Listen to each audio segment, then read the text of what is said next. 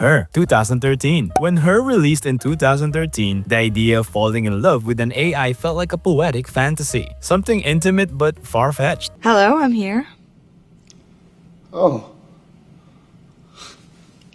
Hi.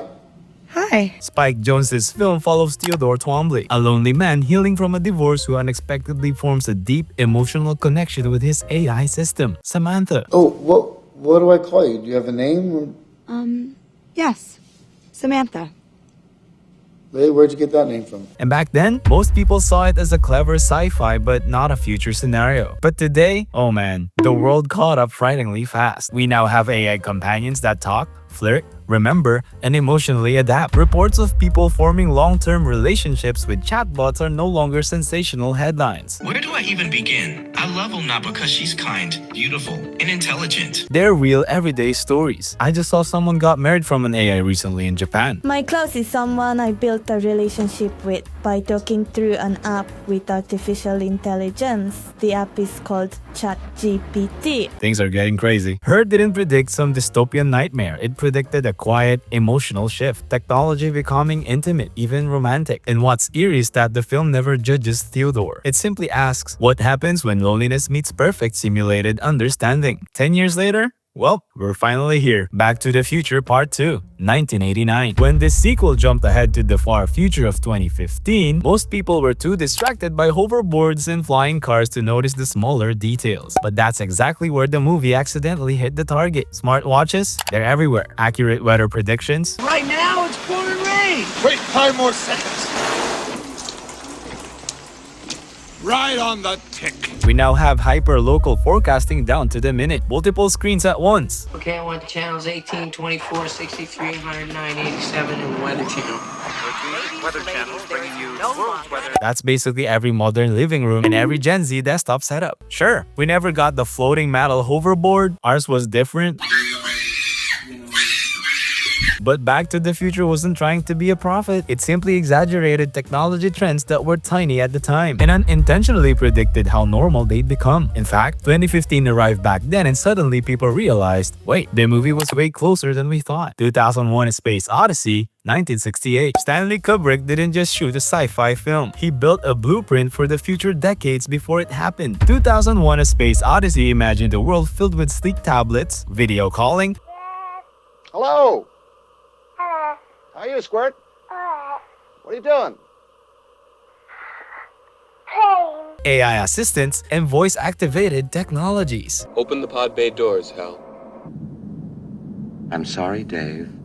I'm afraid I can't do that. All in 1968, when most of that barely existed outside research labs. The uncanny part, he depicted these technologies exactly as we use them today. That's some kind of Nostradamus directing, if you ask me. Minimalist tablet designs, calm conversational AI, a space crew casually video calling home. And then there's HAL 9000, the soft-spoken AI that becomes disturbingly self-aware. HAL is now frequently referenced when people discuss modern AI ethics and machine autonomy. What's the problem? I think you know what the problem is just as well as I do. Kubrick treated HAL like a sentient character, hinting at a future where machines could potentially think, feel, or turn against us. And more than 50 years later, his predictions don't feel futuristic at all. It's very, very close. Blade Runner, 1982. Ridley Scott's Blade Runner imagines a 2019 drenched in pollution, neon lights, corporate power, and early human androids. And while we didn't quite end up in a cyberpunk dystopia, well, at least not yet, the movie predicted a lot more than we give it credit for. Human-like robots, we have uncanny android prototypes in Japan and AI-generated faces that are indistinguishable from real people.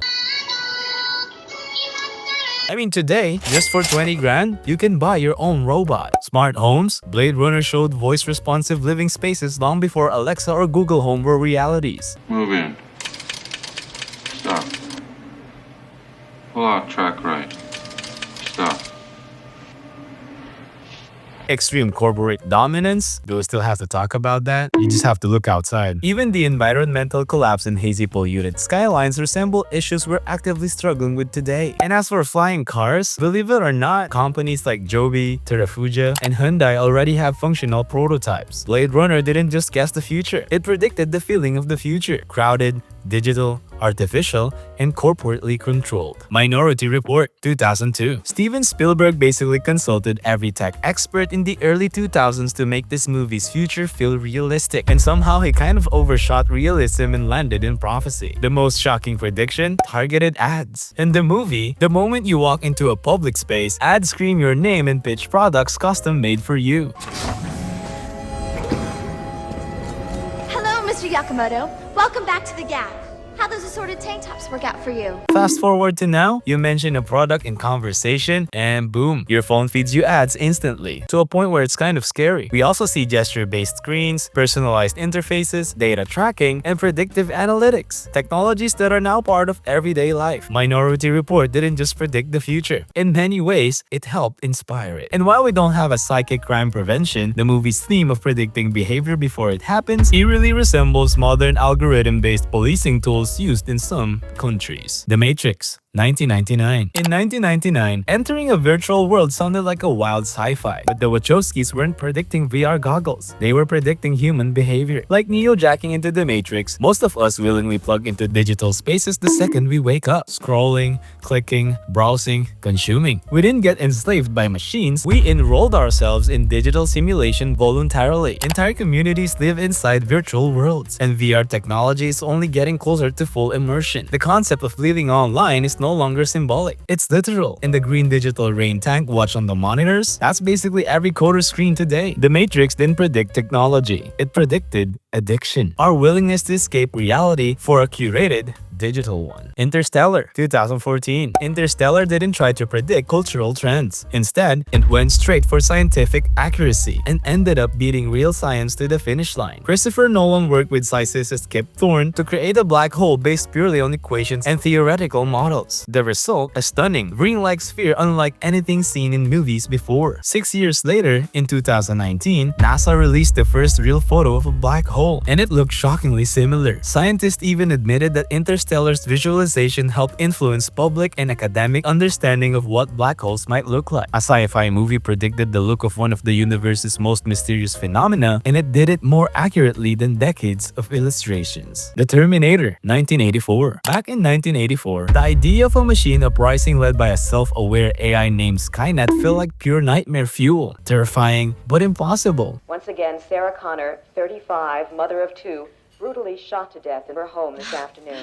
You're dead, honey. But today, the future James Cameron imagined feels less like fantasy and more like an ominous warning. AI has advanced at a speed nobody predicted. In just a few years, we went from basic chess programs to AI that can create videos, write articles, mimic voices, and generate entire worlds. Robotics companies are building humanoid robots capable of running, climbing, working, and even responding conversationally. No, we're not living in a robot apocalypse, but the rapid evolution of AI has made the Terminator's world feel unsettlingly plausible. Every time a new AI model surprises the world, people jokingly tweet, "Skynet has entered the chat." Except these days, the jokes feel a little too real. So let's hope and pray that the next video that I'll make about this doesn't include iRobot on the list. That's 8 minutes. Thank you for watching. Like the video and don't forget to subscribe for more flops.